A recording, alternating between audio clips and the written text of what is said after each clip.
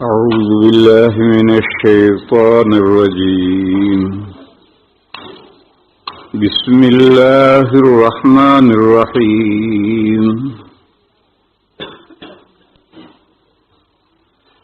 كل نفس ذائقة الموت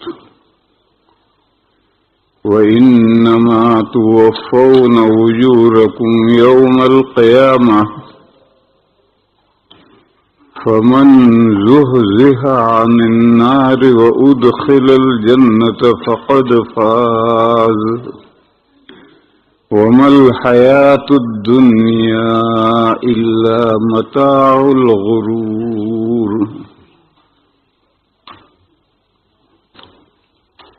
بزرگوں اور بھائیوں،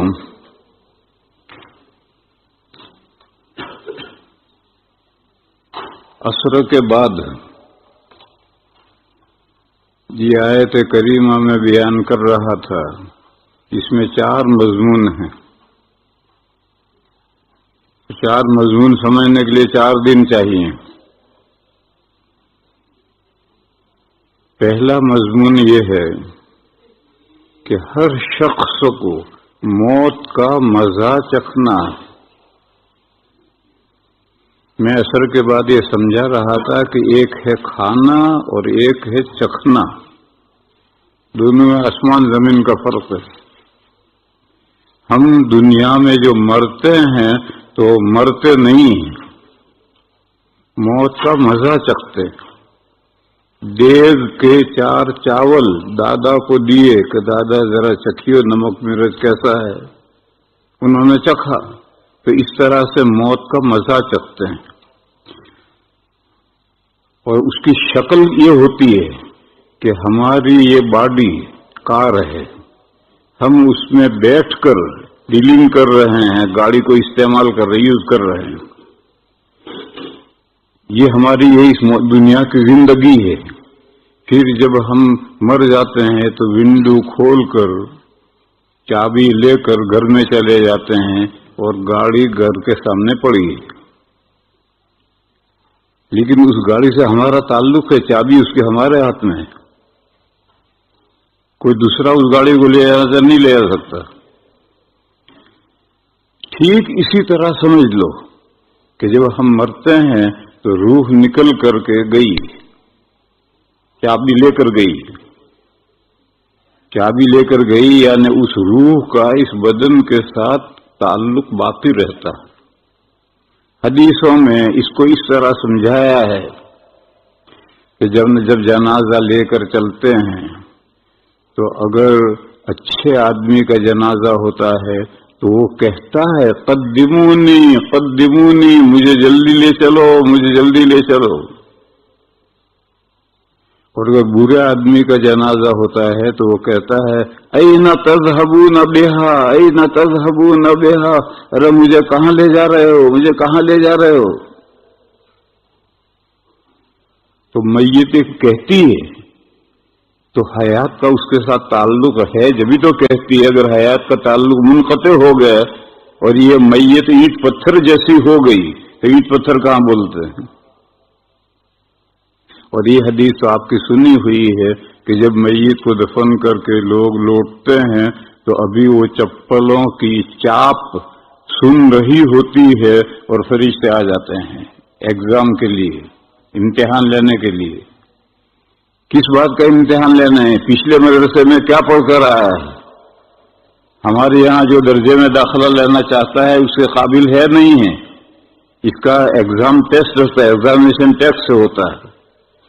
تو اللہ نے اس دنیا میں انبیاء کے ذریعے سے علوم نازل کیے.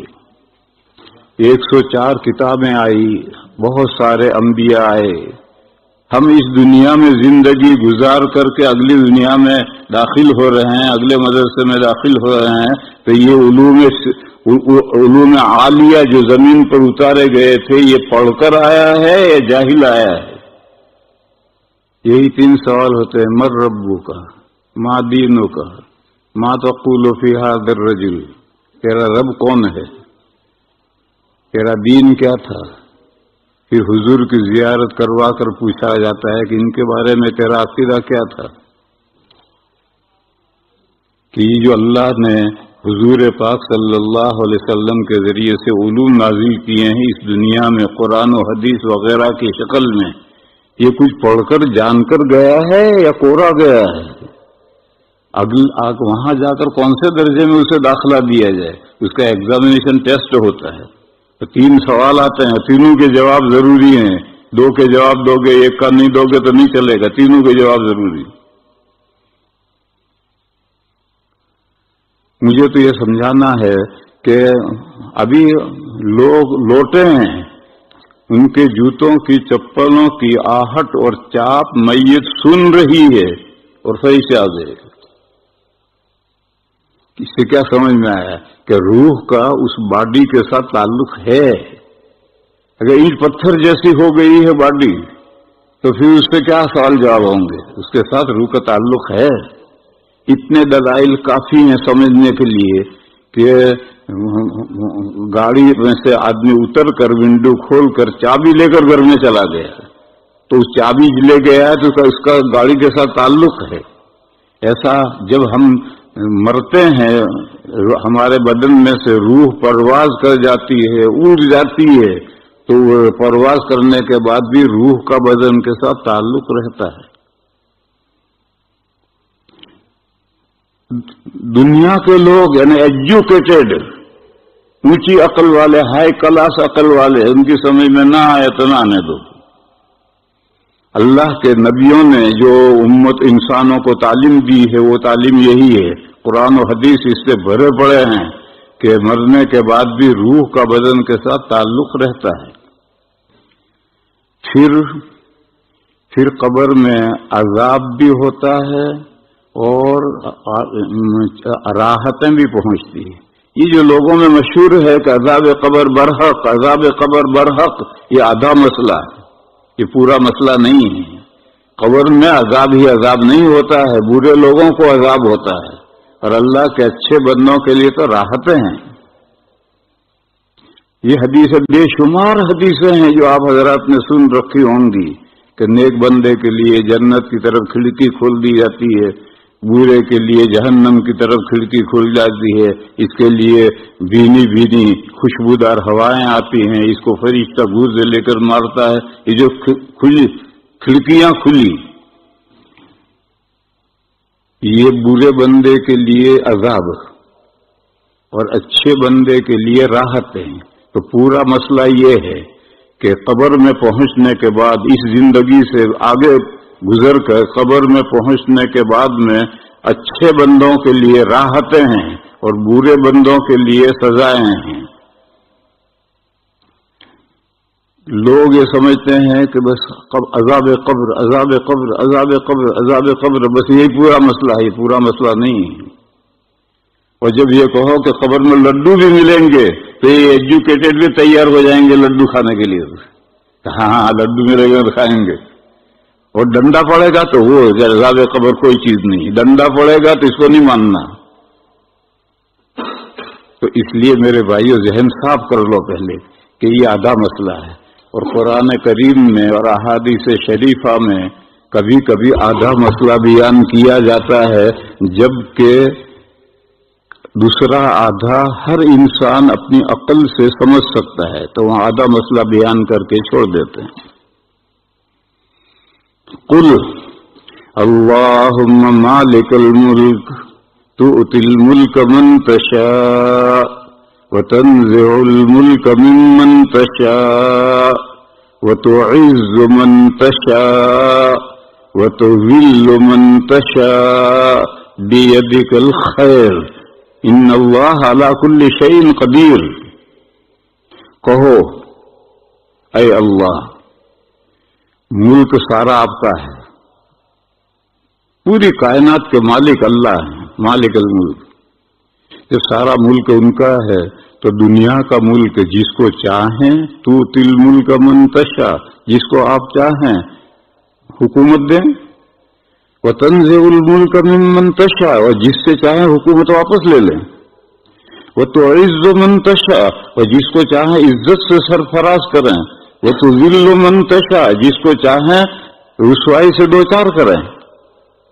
آپ کے قبضے میں خیر ہے، بیدک الخیر. بتاؤ شر کس کے قبضے میں ہے؟ دیکھو ایمان خیر ہے، یہ اللہ کے قبضے میں ہے، اور کفر و شرک شر ہے، یہ شر کس کے قبضے میں ہے؟ جو دنیا میں مشرک ہیں، جو دنیا میں کافر ہیں، وہ شرک و کفر میں جو مبتلا ہیں، تو یہ شر کس کے قبضے میں؟ یہ بھی اللہ کے قبضے میں. لیکن بیدک الخیر کہا، والشر چھوڑ دیے، اور والشر چھوڑ کر کے آگے قاعدہ کلیہ بتایا، ان اللہ علی کل شیء قدیر. اللہ ہر چیز پر قادر ہیں، تو شر پر بھی قادر. تو قرآن و حدیث میں بے شمار مثالیں ہیں کہ مسئلے کے ایک حصے کو بیان کرتے ہیں، دوسرے کو چھوڑ دیتے ہیں. کہاں؟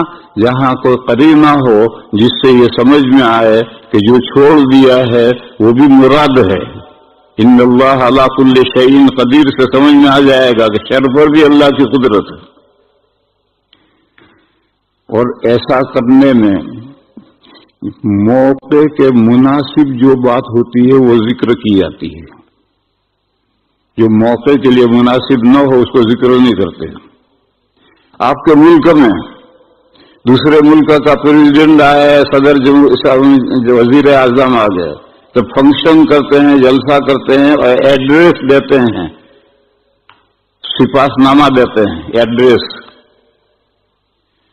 تو اس بادشاہ کے جو آج مہمان آیا ہے اس کے ملک کی بڑی بڑی چیزیں ذکر کریں گے کہ ان کے یہاں اتنے ریلوے پھیلی ہوئی ہے، اتنے جہاز ہیں، اتنے انجینئر ہیں، اتنے سائنٹسٹ ہیں، اتنے ایسے ہیں، اتنے ایسے ہیں، ساری اچھی اچھی چیزیں بیان کریں گے.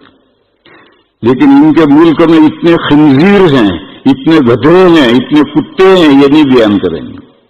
یہ بیان کرنے کا موقع نہیں ہے. لیکن اگر اس ملک کی کوئی ہسٹری لکھے گا تو پھر سب بیان کرے گا کہ گدھے کو خنزیر بھی یہاں پائے جاتے ہیں، کتے بھی پائے جاتے ہیں، یہ بھی جانور وہ بھی جانور. تو ہسٹری لکھنے والا اس کا سبجیکٹ دوسرا ہے، ملک کی ہر چیز لکھنی ہے. اور ایڈریس دے رہے ہیں تو وہاں قابل تعریف جو چیزیں وہی ہیں. تو اللہ کی تعریف کر رہے ہیں، کہو اللہم مالک الملک، آپ ملک کے بادشاہ، پوری کائنات آپ کی ہے. یہ تعریف کی چیز ہے.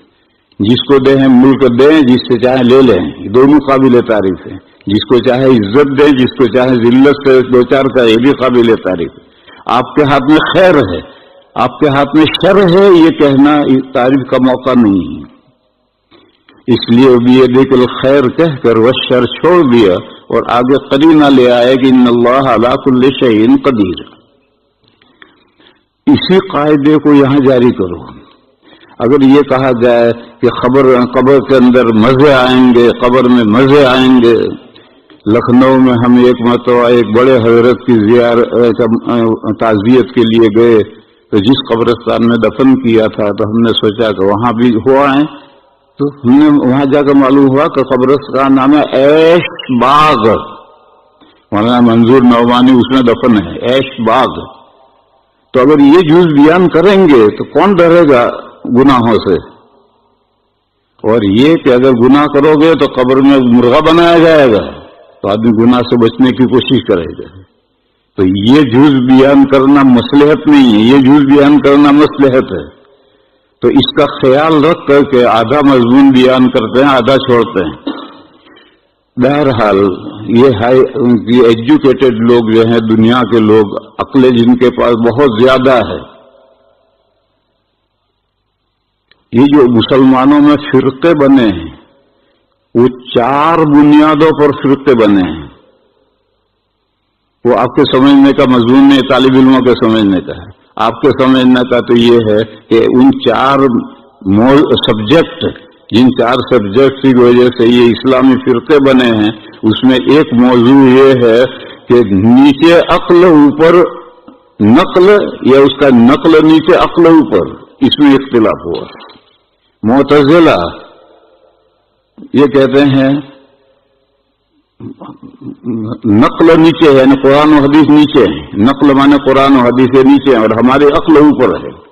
ہماری عقل کی سمائی میں قرآن و حدیث کی جو باتیں آئیں گی ہم مانیں گے. اور اگر ہماری سماعی میں قرآن حدیث کی وہ باتیں نہیں آتی تو پھر ہم اگر حدیث کی بات ہے تو کہیں یہ حدیث موضوع ہے، اور قرآن میں ہے تو اس کی تعویل کریں گے، کچھ نہ کچھ تعویل کریں گے۔ اہل السنہ والجماعہ کہتے نہیں، نقل اوپر ہے، عقل نیچے ہے۔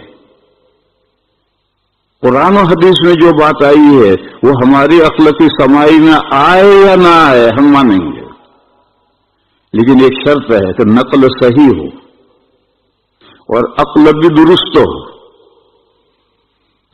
آج کا اناپ شنا قرآن میں تو کوئی لفظ، قرآن میں غلط تعویلات ہوتی ہیں، لیکن حدیثوں میں تو موضوع ضعیف ہر طرح کی حدیثیں ہیں۔ عقائد کے باب میں ضعیف حدیث نہیں چلتی، مسائل کے باب میں چلتی، عقائد کے باب میں نہیں چلتی۔ تو اس لیے ہر بات سنی ہوئی مان لینا یہ غلط۔ قرآن کریم میں واضح طور پر ایک بات آئی ہے، صحیح حدیث میں آئی ہے، تو اب ہماری عقل کی سمجھ میں آئے یا نہ آئے اسے ہم مانیں گے۔ تو نقل اوپر ہے، عقل نیچے ہے۔ نقل کو ماننا ہے مگر نقل صحیح ہو۔ قرآن میں ہے تو قرآن کی واضح ظاہر عبارت ہو، اور حدیث میں ہو تو حدیث صحیح ہو، تو پھر عقل کی سمجھ میں آئے یا نہ آئے اسے ماننا ہے۔ یہ اہل سنہ والجماعہ کا مذہب ہے۔ اس لیے اہل سنہ والجماعہ یہ کہتے ہیں کہ قبر میں پہنچنے کے بعد میں روح اور جسم دونوں کو عذاب بھی ہوگا اور دونوں کو راحتیں بھی پہنچیں گی۔ ہو گئے جدا، گاڑی یہیں پڑی ہو، گھر میں چلا گیا، لیکن اس کا گاڑی کے ساتھ تعلق ہے۔ روحیں عالم ارواح میں پہنچ گئی، برزخ میں پہنچ گئی، لیکن اس کا اس کے ساتھ تعلق ہے۔ جب تعلق ہے تو روح کو جب عذاب ہوگا تو جسم کے اجزاء بھی اس عذاب میں اور راحت میں شریک ہوں گے۔ یہ اہل سنہ والجماعہ کا مذہب ہے۔ اس کو ہمارے طالب علم کہتے ہیں کہ ہمیں دکھاؤ کہ روح اور جسم دونوں کو عذاب کیسے ہوتا ہے، دکھاؤ۔ تو ہم طالب علموں سے کہتے ہیں کہ بھئی یہ دکھانے کا مسئلہ نہیں ہے، یہ تو سمجھنے کا مسئلہ ہے۔ سمجھنے کے مسئلے کو آپ یوں سمجھیں، ٹیلی فون 3 طرح کے ہیں۔ اب تو جب سے موبائل آئے ہیں تو 2 ہی طرح کے رہ گئے، ورنہ ٹیلی فون 3 طرح کے ہیں۔ ایک ہوتا ہے PCO، اس کا شہر کی حد تک تعلق ہوتا ہے، شہر سے باہر نہیں جائے گا۔ اور ایک دوسرا ٹیلی فون ہوتا ہے STD، اس کا پورے ملک سے تعلق ہوتا ہے، پورے ملک میں جائے گا، ملک سے باہر نہیں جائے گا۔ اور ایک ہے ISD، یہ پوری دنیا سے اس کا تعلق ہے۔ یہ جو 3 قسم کے ٹیلی فون ہیں، یہ 3 قسم کے بنے کیسے ہیں؟ یہ ایکسچینج ہے، اس میں 3 مشینیں رکھے ہیں۔ اگر پہلے مشین سے آپ کے ٹیلی فون کا تعلق ہے تو وہ PCO ہے، وہ شہر کی حد تک جائے گا، آگے نہیں جائے گا۔ اور اگر آپ کے ٹیلی فون کا تعلق دوسرے مشین سے ہے تو پورے ملک پہ جائے گا، نیشنل۔ اور اگر آپ کے ٹیلی فون کا تعلق تیسرے ایکسچینج مشین سے ہے تو انٹرنیشنل، پوری دنیا میں جائے گا۔ یہ جو 3 مشینیں ہیں، ان سے جو آپ کے ٹیلی فون کا تعلق قائم ہوتا ہے یہ حکمی کہلاتا ہے۔ اور پھر جب آپ ڈائل کرتے ہیں اور یہ خاص جگہ پر گھنٹی بجتی یا نہیں بجتی ہے تو یہ حقیقی تعلق کہلاتا ہے۔ آپ نے ٹیلی فون کا ڈائل کیا، جواب آیا کہ آپ کے ٹیلی فون پر یہ سیوا اپلبدھ نہیں ہے۔ آپ نے امریکہ ٹیلی فون کیا اور آپ کا ٹیلی فون PCO ہے، تو جواب یہ آئے گا۔ آپ نے ایک ٹیلی فون ڈائل کیا ہے، موبائل میں بٹن دبایا، تو امریکہ کے ایک خاص شہر میں ایک خاص گھر میں گھنٹی بجنے لگی۔ کیوں وہیں کیوں بجی؟ یہ جو انٹرنیشنل ایکسچینج مشین ہے، یہ اس سے حکمی تعلق ہے، اور اس حکمی تعلق سے وہ حقیقی تعلق قائم ہوا۔ یہ سب سمجھتے ہیں، یہ مثال تو واضح ہے، ہر آدمی سمجھتا ہے، کوئی دقیق مثال نہیں۔ اب میرے بھائی یہ دوسری مثال سمجھو۔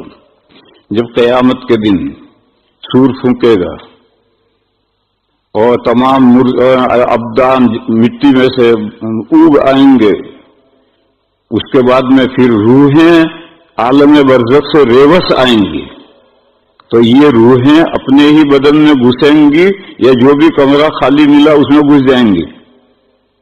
کیا خیال ہے آپ کا؟ اپنے ہی بدن میں گھسیں گی۔ اپنے ہی بدن میں کیوں گھسیں گی؟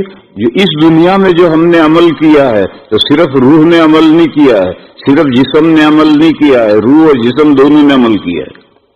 تو جزا و سزا جو ملے گی وہ روح جسم دونوں کو ملے گی، بس روح اپنے ہی جسم میں جائے گی۔ سوال یہ ہے کہ روح اپنے جسم کو پہچانتی کیسے ہے؟ تو اب ماننا پڑے گا کہ یہ جو موت کا زمانہ گزرا ہے اس میں تعلق حکمی رہا ہے، یہ ایکسچینج مشین کے واسطے سے تعلق رہا ہے امریکہ کے سب ٹیلی فونوں سے، اس لیے وہ اپنے جسم کو پہچانتی ہے روح، اور وہ اپنے جسم میں ہی آ کر گھسے گی۔ یہ جو تعلق ہے اپنا پہچاننے کا تعلق ہے، یہ حکمی تعلق ہے، اور اس کو جزا و سزا جو ہوتی دونوں شامل ہوتے ہیں، یہ حقیقی تعلق ہے۔ تو ہمیشہ حقیقی تعلق امریکہ کے کسی گھر میں ٹیلی فون کی گھنٹی بجنے کے لیے ضروری ہے کہ آپ کے ٹیلی فون کا تعلق اس انٹرنیشنل ایکسچینج مشین سے ہو، اور اس کے ساتھ حکمی تعلق ہے تو وہاں حقیقی تعلق ہوگا۔ اسی طریقے پر جزا اور سزا روح اور جسم دونوں کو ہوتی ہے، دونوں کے درمیان میں کانٹریکٹ حکمی تعلق ہے، اور اسی وجہ سے قیامت کے دن وہ اپنے بدن کو پہچان کر کے اپنے بدن میں روح جائے گی۔ اس کو دوسرے الفاظ میں پھر شروع سے مسئلے کو لو اور یوں سمجھو کہ ہم جب سے پیدا ہوئے ہیں مرے نہیں۔ ہم پیدا ہوئے تھے، دادا آدم کی پیٹھ سے تمام ان کی اولاد نکالی گئی تھی، تب ہم پیدا ہوئے تھے۔ پھر روحیں عالم ارواح میں رکھی گئی، پھر وہ عالم ارواح سے روحیں ماں کے پیٹ میں بدن میں آئی، بدن کے بعد یہاں پیدا ہوا، یہاں پیدا ہونے کے بعد میں حقیقی تعلق تو رہا زندگی بھر، پھر اس کے بعد میں روح بدن سے الگ ہو کر گزری گئی، پاس ہوئے۔ لیکن پاس ہوئے کے بعد بھی تعلق ہے، اسی تعلق کی بنیاد پر قبر کی زندگی میں راحتیں بھی پہنچیں گے، آرام بھی پہنچے گا۔ پھر دوبارہ جب حقیقی تعلق ہو جائے گا، روحیں ریوس آئیں گی اور بدنوں میں داخل ہو جائیں گے، پھر اس کے بعد جو جنت و جہنم کی جزا و سزا وہ حقیقی ہو جائے گی۔ پھر تابد جینا ہے، جب سے ہم پیدا ہوئے مرے نہیں ہیں، پیدا ہوئے پھر عالم ارواح میں رہے، پھر عالم ابدان میں آئے، باڈی یہ دنیا باڈی کی دنیا ہے، پھر اسی دنیا کے اندر پھر عالم ابدان میں آئیں گے، روحیں ریوس سے آ کر ہمارے بدنوں کے اندر جائیں گی، یہی دنیا ہے۔ پھر یہاں سے دوسری دنیا میں منتقل ہوں گے جنت اور جہنم میں، پھر وہاں تا ابد زندہ رہنا ہے، راحتیں پانی ہے یا ڈنڈے کھانے ہیں۔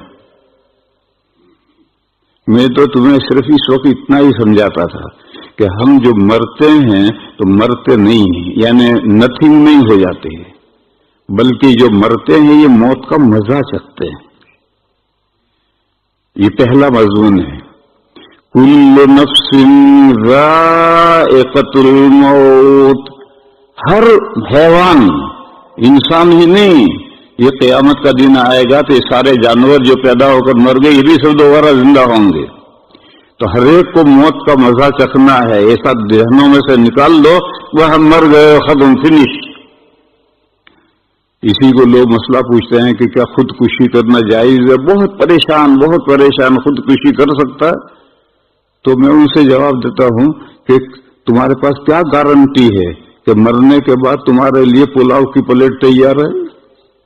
ہو سکتا ہے کہ دنیا کی پریشانی سے زیادہ پریشانی ہو، پر حدیثوں میں یہی بتایا گیا کہ جس طرح اس نے خودکشی کی ہے اسی طرح سے عذاب رہے گا ہمیشہ۔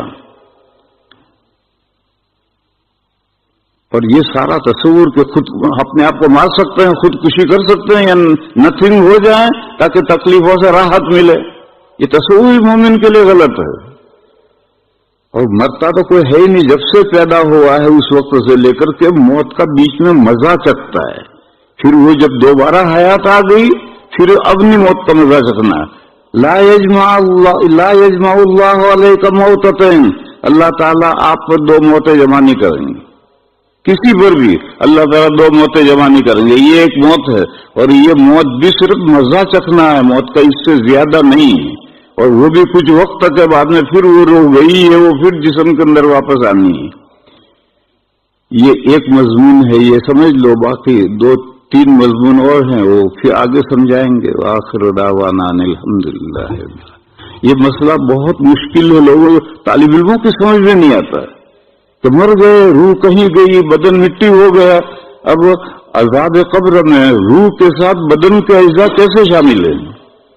हमारे तालिब इल्मों को समझाते तो उनकी समझ में नहीं आता है।